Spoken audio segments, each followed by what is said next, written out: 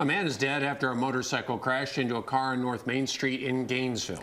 The road has since reopened after being closed for several hours this afternoon. TV 20's Ethan Badowski is live from Main Street. And Ethan, you spoke to people who saw this crash. One man at a repair shop nearby told me that he actually ran out to help when he heard the crash and gave the motorcycle rider CPR until first responders arrived.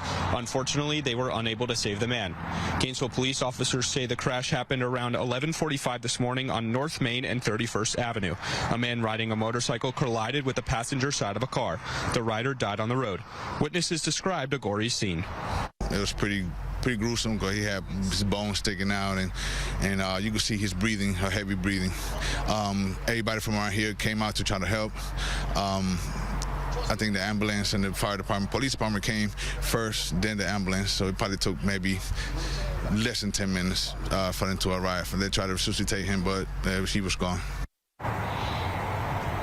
Officers say the driver of the car was shaken up but uninjured. Traffic on North Main Street was shut down in both directions as the crash was cleared and officers investigated the crash.